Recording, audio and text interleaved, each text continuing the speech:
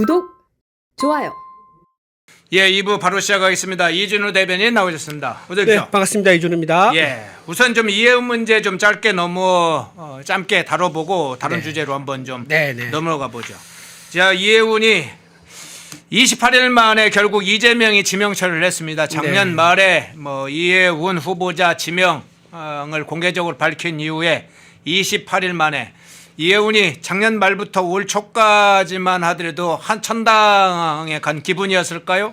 그런데 본격적으로 사건이 막 바로바로 터지면서 이제 점점점 내려가서 떨어지다가 어제는 지옥을 맛보는 상황이었는데 이해운 지명철회 일단 어떤 차원에서 보셨어요? 일단 지명철회가 늦어도 너무 늦다. 28일이면 거의 한 달 동안 이 문제로 지금 대한민국이 들쑤신하다는 거 아니겠습니까? 네. 연일 이제 언론 보도라든가 뉴스 아침 펼칠 때마다 이해운 후보 관련된 의혹이 계속 쏟아졌는데 그게 날마다 새로웠단 말이에요. 국민들도 참 많이 괴로웠던 상황이었다. 근데 이런 상황을 조기에 끝낼 수 있었죠. 근데 조기에 끝낼 수 있었음에도 불구하고 이재명 대통령이 이걸 밀어붙여가지고 인사청문회까지 와가지고 국민들이 못 볼 걸 보게 하는 그런 일까지 있었다. 사실 이해운 후보가 나와가지고 새로운 거 나왔다기보다는요. 그동안 제기된 의혹도 있지 않습니까? 이게 딱 종합적으로 정리돼 가지고 딱 일목요연하게 정리가 되는 그런 인사청문회였습니다. 그러니까 사실 새로운 게 없고 이미 많이 나왔다는 얘기예요. 그런데 이런 자리를 이재명 대통령이 왜 만들 이유가 뭐가 있느냐? 국민들은 이미 싫다. 이해운 낙마해라.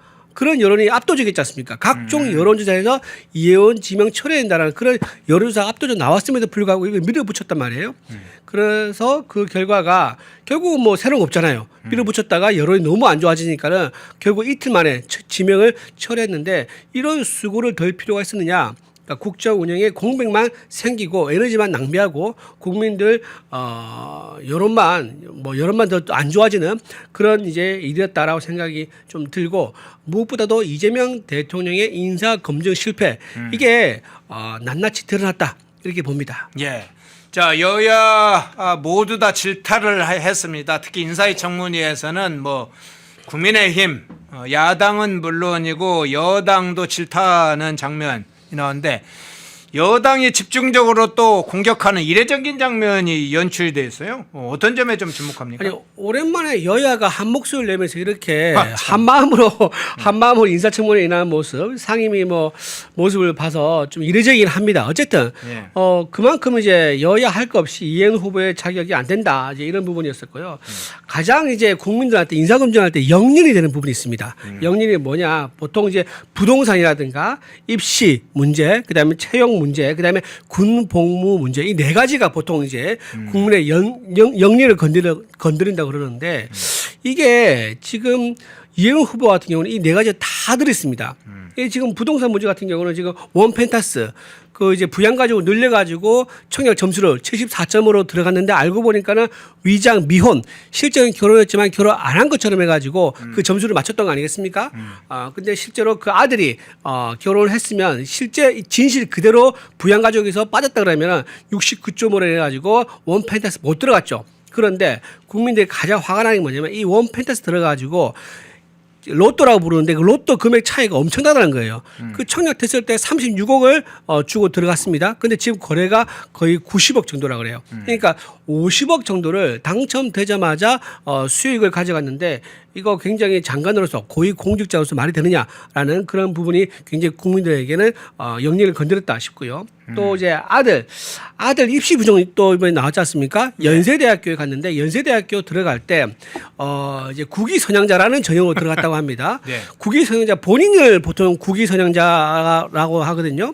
근데 지금 이 경우는 아버지도 아니고 할아버지가 옛날에 장관하고 국회의원 한 적이 있는데 그때 무슨 청조 근정훈정사니까 그걸 받은 적이 있다 그러더라고요. 내무장관을 했다고 그러죠. 내무장관. 그러니까 네. 그걸로 받아서 들어갔다 그러는데 사실 공무원들은요 임기를 다 마치면 퇴직할 때 다 그런 훈장을 다 대부분 다 받습니다. 그동안 노고가 있기 때문에 40년을 공무원으로 일했으면 좀 수고한 거 아닙니까? 그래서 다 주는 훈장인데 그 훈장에서 더 특별하게 의미를 부여해가지고 연세대학교에 그것도 명문대학으로 불리는 연세대학교에 입학하는 사유가 정당하느냐.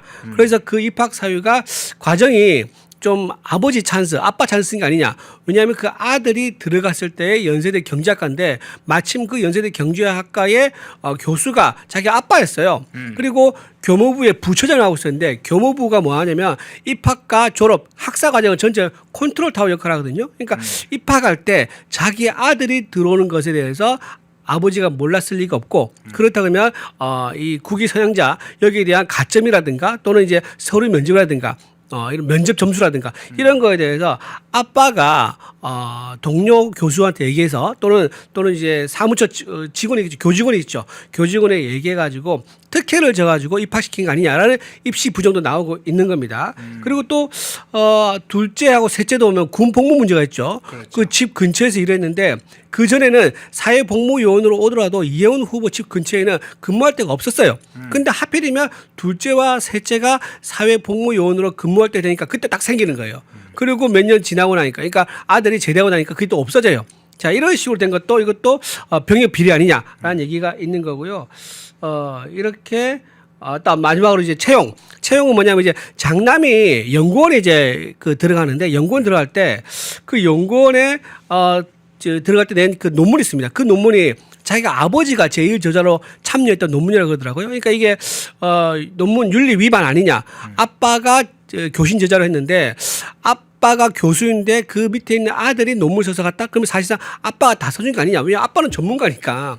그런 이제 논란이 있었습니다. 그런데 그 연구원에 들어가요. 결국은 들어갔는데 그 연구원은 원장이 또 엄마랑 또 관계가 있어요. 엄마가 서울대 경제학과 나왔지 않습니까? 그 원장이 서울대 경제학과 1년 또 후배예요. 그러니까 경력으로는 아빠와 함께 쓴 논문을 넣고 그리고 그 이제 장남을 채용한 그 연구원 원장은 엄마의 대학교 1년 후배이고 이러다 보니까 채용 비리까지 있는 거예요. 자, 이런 식으로 부동산, 군복무, 입시, 그다음에 채용까지 네 가지 전부 다 골고루 다 들어가 있는 이런 비리 의혹이 있는 후보였기 때문에 이번에는 뭐 무슨 경우가 생기더라도 하늘에 두 쪽 나도 인사청문을 통과할 수 없었다. 근데 이걸 아는데도 불구하고 인사청문을 굳이 열어가지고 이렇게 시간을 질질 끌 필요가 있었나 이런 생각이 좀 많이 듭니다. 예, 국민의 영린으로 이야기를 해주셨는데 고위공직자가 임명되지 말아야 될 케이스들이 굉장히 여러 가지가 있습니다만 핵심적으로는 지금 말씀하신 것처럼 병역 문제라든가 입시 부정 또는 부정 입학 문제, 병역 특혜 그리고 부정 채용 뭐 이런 문제죠. 이 문제는 아주 우리 사회의 기본적인 룰이죠. 공직자가 반드시 지켜야 될 룰을 지키지 않았다면 그건 공직자로서 자격이 없어서 통상적으로 국민의 영리를 견디렸다 이런 얘기를 하는데 자, 이 문제는 지금 갑자기 인사청문회 앞두고 갑자기 터진 게 아니잖아요. 그렇죠. 네. 지금 올 초부터 주요한 보좌진 뭐 갑질 문제부터 시작을 해서 계속 터져 나와서 진즉에 사실은 이혜훈 후보자 또는 이혜훈 지명자는 뭐 지명 처리를 이재명이 하던가 네. 아니면 자진 사퇴하도록 했을 1월 한 적어도 10일경 전후에 충분히 지금으로부터 10일 전에 대략 또는 보름 전쯤에 결단을 했을 수도 있고 그럴 사안이기도 하는데 계속 질질 끌면서 결국 이재명이 이 스스로 화를 부른 꼴이 됐는데 이재명이 왜 그간에 계속 강행을 했을까? 그 부분은 여지로 남아 있어요. 어떻게 보세요? 이제 그때 이제 국회에서 흘러나온 얘기가 있습니다. 뭐냐면은 민주당 내에서 이 이혜훈 후보는 안 되겠다. 강선우 의원은 갑질 하나만으로도 이제 후보자에 낙마했지 않습니까? 네. 근데 아까 말씀드렸다시피 지금 이혜훈 후보는 갑질 플러스 네 가지 국민의 영리를 건드리는 의혹이 다 있단 말이에요. 그 도저히 통과할 수가 없는 거예요. 근데 민주당 내에서 얘기가 나니까 청와대가 민주당한테 그랬다는 거예요. 이재명 대통령이 경로한다라고 하면서 지금 이혜훈 후보를 이렇게 공개적으로 데려오는 첫 인사인데 이혜훈 후보를 이렇게 우리가 의혹이 있다고 통과시키지 않으면은 그다음 그러니까 이혜훈 다음 타자들이 지금 준비하고 있는 상황인데 이게 다 억울해진다라는 취지로 얘기하면서 비판을 하지 말라, 비판을 자제하라라고 지침을 내렸다고 합니다. 그 말은 무슨 말이냐? 이혜훈 후보가 지금 저렇게 민주당의 요 콜을 받고 가는데 지금 국민의힘 내에 있는 인사 중에서 이혜훈 후보처럼 그 개인정보 제공 동의를 서명한 사람이 상당히 있을 거라는 추정이 가능하죠. 예. 그러니까 전직 뭐 국민의힘 쪽에 있는 국회의원 했거나 또는 전 이제 윤석열 정부에서 일을 했거나 이런 사람들 중에서 상당한 인사에게 접근을 해서 우리 이재명 정권에서 내각에 너를 채용할 테니까는 인사검증을 하기 위해서 개인정보 제공 동의 사인이 필요하다라고 하면서 그걸 받았다는 거예요. 그걸 받았기 때문에 이해운 후보가 이번에 낙마를 하게 되면 이 사람들이 전부 다 철회할 가능성이 높지 않습니까? 그러니까 좀 기다려봐라. 이해운 후보 비판하지 말고 어쩌면 통과할 수 있다. 뭐 내가 뭐 눈 딱 감고 내가 뭐 대통령 내가 인사권자인데 내가 그냥 강행 처리할 수도 있는 거다. 그러니까는 비판하지 마 기다려라라는 지침을 줬다는 겁니다. 자 이거는 지금 이해운 후보가 사실은 뭐 낙마했지만은 이제 시작에 불과하다. 국민의힘 쪽 또는 우파 쪽 인사 중에서 줄줄이 지금 데리고 올 사람들이 대기를 타고 있다. 이제 이런 상황이 될 수 있는 겁니다. 있는 건데 어쨌든 이번에 이해운 후보가 사실상 지금 엄청나게 망신을 당하고 지금 거의 뭐 길거리에서 객사듯이 이렇게 지금 인사청문회가 낙마했지 않습니까? 그렇기 때문에 지난번에 아마 이재명 정권에다가 개인정보 제공 동의에 사인했던 인사들이 아주 몰래 조용히 철회하겠다라는 의사를 밝혔을 가능성이 높아서 아마 후임 인사가 더 바로 이어지지는 않아 보인다. 그렇게 말씀드립니다. 예, 당연히 손을 떼야 되겠죠. 뭐 여러 가지 이유가 있습니다만은 어쨌든 그 상황을 먼저 지켜봤고요. 그런데 이해운 문제가 지금 끝난 게 아니지 않습니까? 그렇죠. 수사 문제가 그렇죠. 바로 대기하고 있을 것 그럼요. 같아요. 예, 수사 문제가 큽니다. 지금 이제 아까 이제 그 청약 부정, 네. 부정 청약에 대해서는 그 주택법에 따라 가지고 공급 질서 교란 혐의를 적용할 수 있다 그러더라고요. 네. 그렇게 되면요, 이게 최고 3년 이하의 징역 그리고 3천만 이하의 벌금을 받는데 일단은 국토부에 있는 담당자가 국회에 나와서 얘기를 합니다. 이거 혐의 적용 가능성 대단히 높다. 그러면 이거 취소될 가능성이 있느냐고 물어봤더니 취소될 가능성이 있다라고 국회에서 증언을 했습니다. 지금 이런 상황이기 때문에 수사로 들어갈 것으로 좀 보이고요. 그다음에 아까 제가 말씀드렸다시피 병역법 이제 위반 이제 의혹도 있지 않습니까? 아들이 이제 사회복무요원에 할 때 그때 없던 사회복무 근무지가 생겼단 말이에요. 이게 정상적인 과정 속에서 국방부에서 이 복무지를 선정했느냐 아니면 이해운 후보가 국방부에 요청을 해서 3쿠션으로 요청했겠죠. 뭐 이제 다 둘러가지고 국방부에 요청해가지고 아들이 집 근처에서 근무할 수 있도록 근무지를 마련해달라라고 해서 근무했는지 이것도 이제 수사를 통해 가지고 병역법 위반 의혹을 밝혀야 될 거고요. 또 연세대학교 압수수색이 필요합니다. 그 당시에 장남이 낸 입시 서류가 있을 거예요. 예. 조국 같은 경우도 그때 입시 비리 의혹을 밝힐 수 있었던 이유가 뭐냐면 압수수색을 통해서 증거를 조기에 확보했기 때문이거든요. 부산대학교 압수수색하고 동양대 압수수색하고 연세대, 고려대 다 압수수색해서 증거를 확보해가지고 결국 입학이 취소돼가지고 조민 씨가 고졸됐지 않습니까? 이것도 마찬가지입니다. 지금 이 국위선양이라는 이 전형에 대해서 너무 많은 의혹이 있습니다. 당사자는 국위선양 했다는 증거가 없을 거예요. 근데 어떻게 해서 이걸 할아버지 때 그 할아버지가 훈장 받은 걸 가지고 손자가 국위선양에 해당된다고 해석을 했는지 그거를 좀 밝힐 필요가 있고 이 국위선양 이 제도가요 아들이 들어가는 그 해에 생겼다 그러더라고요. 그러면 이 제도를 만들 때 누가 주도적으로 만들었냐? 만약에 이 아들의 아버지인 연세대 교수가 주도적으로 만들었다 그러면 아버지가 연세대 교수인 아버지가 아들을 입학시키려고 이 제도를 적극적으로 추진했다. 이렇게 볼 수 있지 않습니까? 그러면 네. 아버지가 입시 비리에 관여했다. 입시 비리의 주동자다라고 하는까지도 가능하거든요. 때문에 지금 빨리 연세대학교에 대한 압수수색을 해서 관련 증거자료 그 제도 도입됐던 배경과 속기록 누가 주도자인지 그리고 아들의 입시 서류 그게 빨리 지난번 조원 같은 경우는 그게 사라져가지고 증거 확보 실패했거든요. 또 연세대가 증거를 없애기 전에 저 연세대 누군가가 의도적으로 그 증거를 없앴을까 굉장히 의심하고 있습니다. 연세대는 그게 사라진 이유를 모르겠다고 했지만 이번에 또 그런 일이 또 생길 수 있지 않습니까? 이해운 후보의 장남에 대해서 입시 서류를 없애놓고 왜 없애는지 모르겠다. 또 이런 일이 반복될 수 있거든요. 빨리 압수수색해서 증거를 확보할 필요가 있다 말씀드립니다. 예. 그런데 한 가지만 예, 좀 질문을 드리고 넘어가 볼게요. 네. 자, 청와대의 검증 문제가 아까 이제 이야기를 해주셨는데 작년 이제 용산 대통령실에 있다가 청와대로 이전을 했습니다. 네네. 이전을 하고 사실상 첫 공개적으로는 대외적 인사가 이해운의 이제 기획예산처 지명이었는데 네. 그리고 이제 지금 낙마하는 몰락하는 상황이 왔는데 이해운의 낙마 과정이 지금 신년에 이재명의 중요한 작품 중에 하나로 지금 떴어요. 자, 그 시기에 그 23일에 인사청문회가 있었고 이제 그로부터 이틀 후에 지금 25일 어제 지명 처리가 됐는데 마침 이해찬이 네. 베트남 갔다가 또 쓰러지고 일정이 네. 비슷하게 맞아가지고 이해찬이 네. 또 어제 지명 처리가 되는 그 시점에 조금 있다가 이해찬은 이제 또 사망하는 네, 일이 네. 벌어졌어요. 그래서 네. 일부에서는 야, 올해 이재명의 운세가 꺾이나 보다 뭐 이런 이제 정치적인 평가가 있기도 한데 이해운의 지금 그런 낙마가 사실 청와대에 미칠 영향 그 부분은 어떻게 보십니까? 인사 검증에 대해서 이제 좀 시스템에 대한 점검 그리고 인사 책임자에 대한 징계, 처벌 이런 거에 대한 이제 좀 뭐 문제가 제기될 것 같아요. 네. 대통령실에 있으면요, 여러분 그 뭐 아시겠지만 궁중에서 왕이 있으면요, 그 주변에 있는 모든 참모들이 자기 나름대로 또 굉장히 치열하게 경쟁을 합니다. 네. 지금 이재명 대통령실도 마찬가지예요. 거기에 있는 참모들이 뭐 정권 만들 때야 전부 다 한마음으로 같이 일하지만 이제 정권 창출되고 거기서 일하게 되면요, 그 안에서 또 보이지 않는 아주 살벌한 경쟁이 있습니다. 그러면 이런 얘기 나오죠. 야, 이혜원 후보를 도대체 누가 추천한 거야? 이 인사검증 누가 한 거냐? 즉 추천자와 검증한 자 이 사람에 대한 책임론이 나올 수밖에 없을 거예요. 근데 이거를 이재명 대통령이 검증 직접 했겠습니까? 못하죠. 참모들이 8개, 10개 기관에서 자료를 다 받아가지고 이혜원 후보에 대해서 검증하면서 문제가 없다라고 했을 거고요. 또 참모가 세평조회를 해가지고 뭐 갑질 얘기 조금 나왔는데 이거 뭐 별거 아닐 거다라고 얘기했을 거고요.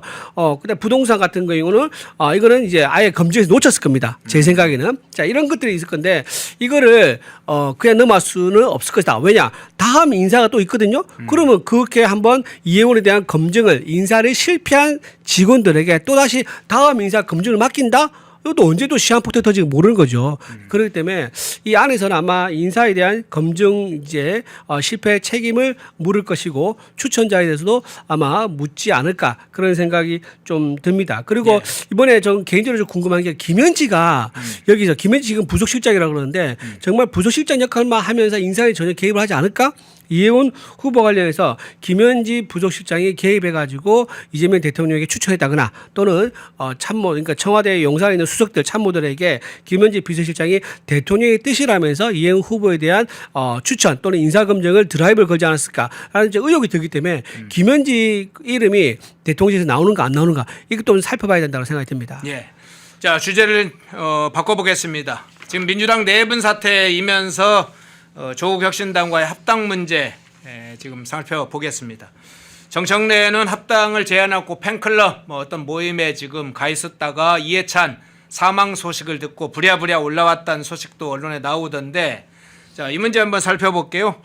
자, 합당을 발표한 이후에 제안을 했죠. 합당 발표라기보다 합당 제안을 발표한 이후에 민주당 내에서 지금 후폭풍이 아주 거셉니다.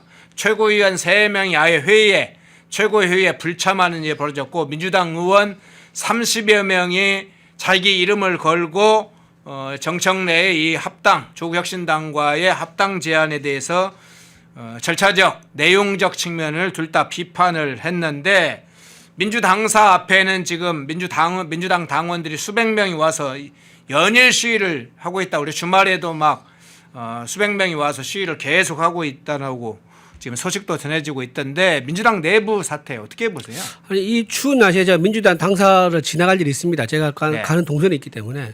근데 그 되게 추운 날인데 상당히 많은 사람들이 모여가지고 아주 강경하게 이제 정청래 당대표 사퇴하라라고 요구를 하고 있더라고요.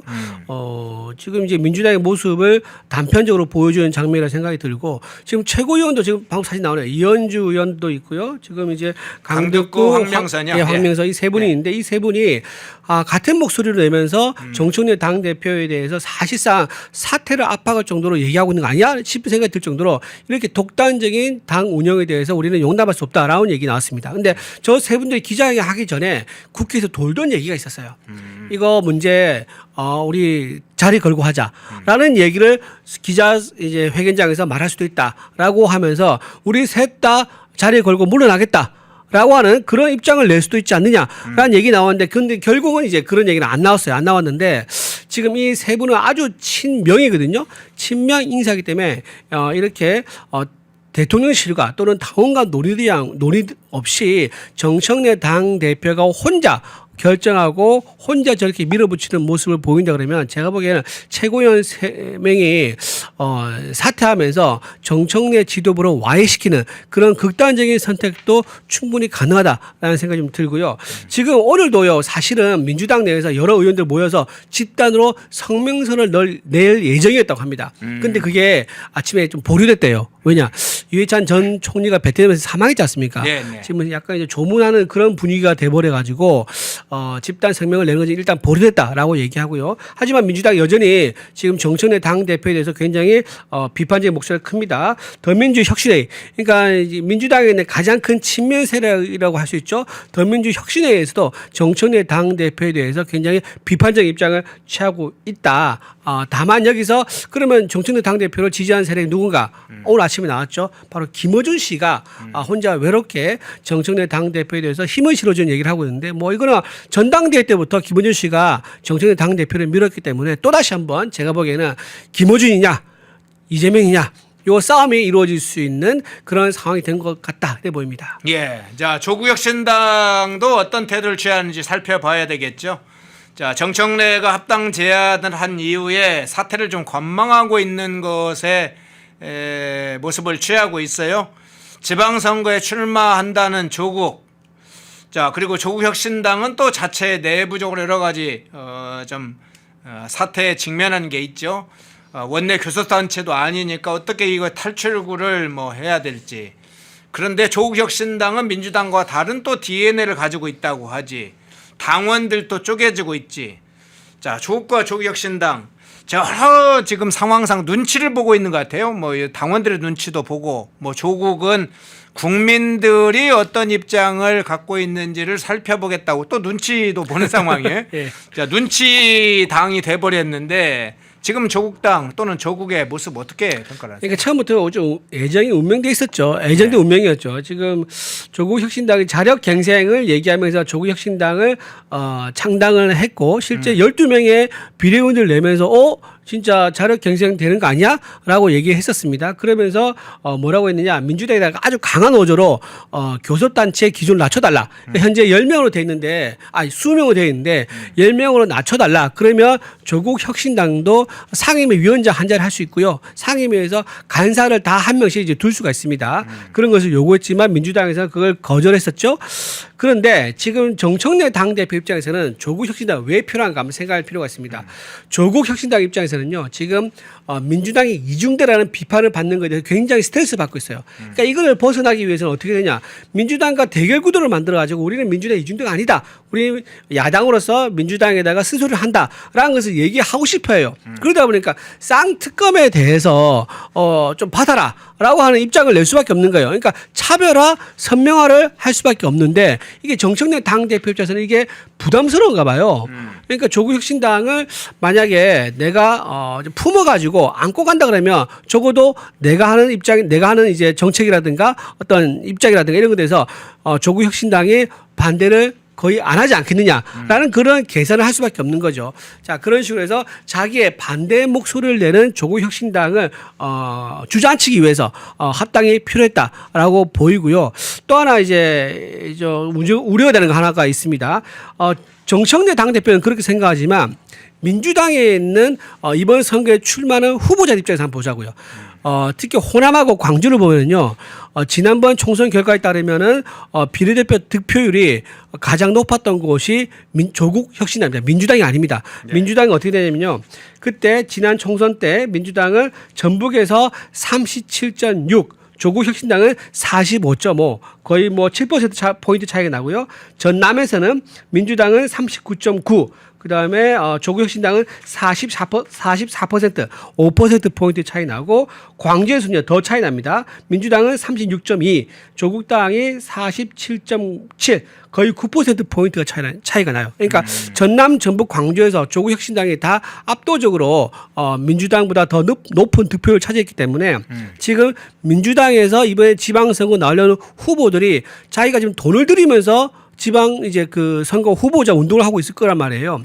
그런데 이런 상황에서 조국 혁신당에 있는 혁신당과 합쳐진다 그러면 조국 혁신당 후보와 본인들과 또 경쟁해야 되잖아요. 그러니까 이게 굉장히 어려워지는 거예요. 나는 돈 쓰고 상당히 오랜 기간 여기서 선거운동을 했는데 비례정당으로서 득표율이 더 높았던 조국혁신당에서 후보가 나온다 그러면 내 후보 자리가 조국혁신당에 뺏길 수가 있지 않습니까? 그러다 보니까 호남 지역에서 교통정리가 이게 굉장히 혼란스러울 겁니다. 그래서 정청래 당대표가 이런 부분까지 생각해가지고 지금 합당을 추진하고 있는 건지 그 부분 좀 의문이다. 그러다 보니까 더민주혁신회의라든가 민주당 다수 의원들이 여기에 대해서 조국혁신당의 합당에 대해서 굉장히 반대 의견을 내는 게 아닌가 싶은 생각도 들고요. 또 사무처 직원들도 합쳐지게 되면 그 이제 민주당에 있는 사무처 직원들은 승진 문제라든가 이런 거 또 이제 그 사무처가 정당법에 따라 가지고 이런 제한이 있거든요. 그럼 누군가 또 나가야 돼요. 그러니까 조기에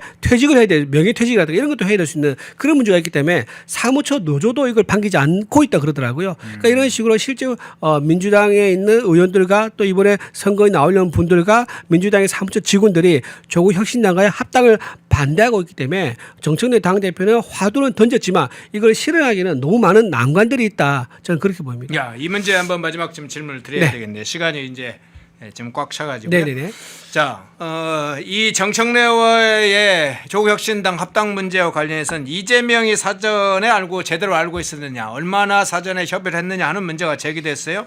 그래서 이재명과 정청래와 조국 간에 어떤 수수로 합당 문제를 논의하고 또 충분하게 방향을 잡았는지 지금 나오는 여러 이야기는 정청래가 상당히 주도적으로 나섰고 조국에 끌려갔고 이재명은 그냥 여러 정황상 듣고 있었다 이런 이야기도 있고 뭐 중간중간 이재명도 취지는 공감하나 이런 이야기를 하는데 일단 사실관계가 좀 다른 부분이 있고 온도차도 느껴지긴 하는데 이 이재명과 정청래 조국 간의 3자 간의 이 합당 관련된 논의 진행 뭐 이런 거 어떻게 제가 보기에는 정청래 대표하고 조국 대표하고 둘이서 그냥 얘기를 한 것 같아요. 둘이서 뭐 따로 만나서 얘기를 했든지 뭐 전화 통화로 얘기했든지 하자라고 얘기를 한 것 같고 이재명 이제 대통령 이 과정을 전혀 몰랐던 것 같습니다.